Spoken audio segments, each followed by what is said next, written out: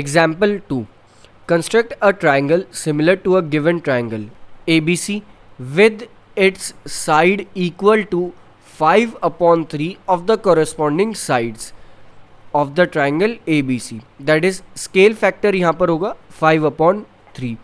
तो solution start करते हैं. यहाँ से हम देख सकते हैं कि हमें एक ट्राइंगल गिवन है और हमें एक उसी के अकॉर्डिंग उसी के सिमिलर एक और ट्राइंगल कंस्ट्रक्ट करना है जिसकी साइड्स 5/3 ज़्यादा होनी चाहिए हमारे गिवन ट्राइंगल से. लाइक अगर हम माने कि हमारा ट्राइंगल 1 सेंटीमीटर साइड का है तो जो नया ट्राइंगल हम कंस्ट्रक्ट करेंगे वो 5/3 सेंटीमीटर का साइड अटेन करने वाला ट्राइंगल होना चाहिए. यानी कि उस ट्राइंगल की जो साइड होनी चाहिए वो 5/3 और वी कैन से 1.67 सेंटीमीटर होनी चाहिए. तो स्टार्ट करते हैं. सबसे पहले हमें जो यहाँ पर एक रेशियो गिवन है उसी के अकॉर्डिंग हम स्टार्ट करेंगे. हम देख सकते हैं जो हमें ट्राइंगल कंस्ट्रक्ट करना है वो एक तरह से बड़ा ट्राइंगल होना चाहिए गिवन ट्राइंगल के. तो सबसे पहले हम अपना ट्राइंगल फॉर्म कर लेते हैं. लाइक ट्राइंगल ABC कुछ इस तरह से. इसके बाद जब हमने अपना ट्राइंगल फॉर्म कर लिया है अब हम BC जो हमने बेस माना है इसी के अकॉर्डिंग इसी से होता हुआ एक रे पास करवाएंगे स्टेप 1 में कुछ इस तरह से जिसका हम नाम रख देंगे BX. अब बात ये आती है हम कितने कट्स यहाँ पर लगाएंगे. प्रीवियसली जब हमने छोटा ट्राइंगल कंस्ट्रक्ट करा था तो वहाँ पर हमने जब वो एग्जाम्पल देखा था तो 4 कट्स या 4 आर्क्स यहाँ पर लगाए थे. लेकिन अगर अब हम बात करें हमें कितनी आर्क यहाँ पर लगानी होंगी तो हमें यहाँ पर टोटल 5 आर्क्स यहाँ पर लगानी होंगी. क्यों यहाँ पर 5 आर्क्स लगानी होंगी? क्योंकि हमें अब बड़ा ट्राइंगल कंस्ट्रक्ट करना है.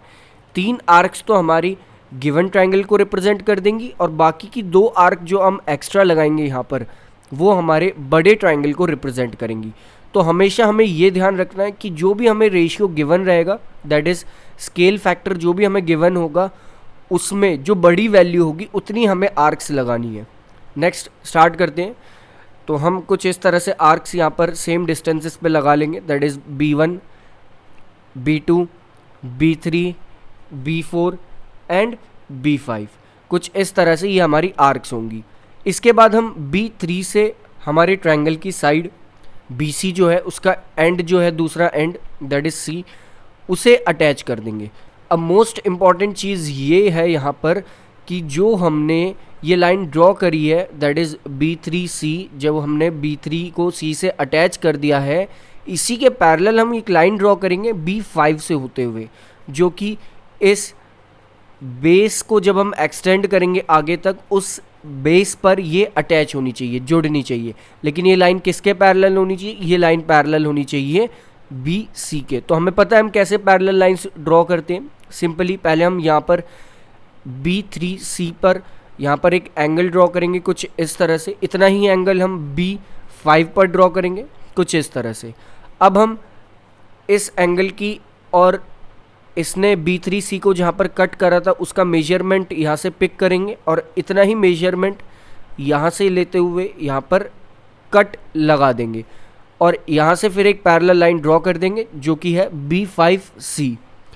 अब हमने एक पैरेलल लाइन तो ड्रॉ कर ली B5C. यहाँ पर C नहीं लिखेंगे C डैश लिख देंगे इसे क्योंकि C हमने पहले यूज़ कर लिया है ट्रायंगल में. तो ये हो जाएगा B5C डैश. अब हम AC के एक और पैरेलल लाइन यहाँ पर ड्रॉ कर देंगे जिसे हम लिखेंगे AC डैश. इसके लिए हमें सबसे पहले AB की साइड को एक्सटेंड करना होगा और BC को तो हमने पहले ही एक्सटेंड कर लिया था. अब C डैश से हम एक पैरेलल लाइन ड्रॉ करेंगे that is C dash A dash ये लाइन का नाम होगा. ये पैरेलल किसके होगी? ये होगी AC के. आप बहुत इजीली ये पैरेलल लाइन ड्रॉ कर सकते हैं. आप ट्राई कर सकते हैं इस पैरेलल लाइन को ड्रॉ करने का. तो पैरेलल लाइन ड्रॉ करने के बाद आपका इस गिवन ट्रायंगल के सिमिलर एक ट्रायंगल फॉर्म हो जाएगा जो कि एक तरह से रेशियो में होगा 5:3 के रेशियो में.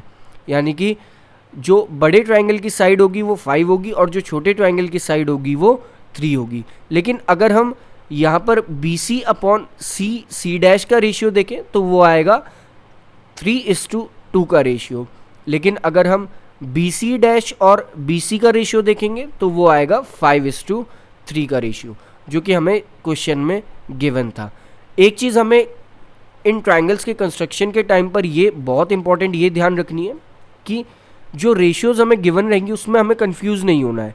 जो रेशियो हमें जैसी भी गिवन दे दी है क्वेश्चन में उसमें जो बड़ी वैल्यू होगी उसके अकॉर्डिंग हमें कट्स लगाने हैं। इसके बाद रेशियोज़ में जो वैल्यूज़ हैं उन्हें आपस में बड़ी वैल्यू में से छोटी वैल्यू को सब्ट्रैक्ट करना है, और उसी के अकॉर्डिंग अगर हमें छोटा ट्राइंगल कंस्ट्रक्ट करना है तो हम छोटा ट्राइंगल कंस्ट्रक्ट करते हुए पीछे चले जाएंगे, और बड़ा ट्राइंगल कंस्ट्रक्ट करना है तो वो तो क्वाइट ईजी हो जाएगा, और उसी के अकॉर्डिंग हमें मूव करना है। लाइक यहाँ पे 5:3 रेशियो गिवन था, तो 3 रेशियोज दैट इज़ B3 तो हमने यहाँ पे पहले कंस्ट्रक्ट कर लिया था, B3 तो एक हमने लाइन ड्रॉ कर ली थी। इसके बाद बस हमें 2 पॉइंट और आगे जाना था, दैट इज़ B5 तक। तो इस तरह से फिर हमें बस पैरेलल लाइंस ड्रॉ करनी है और हमारा सिमिलर ट्रायंगल रेडी हो जाएगा बन के, जो हमें कंस्ट्रक्ट करना था according to the given question.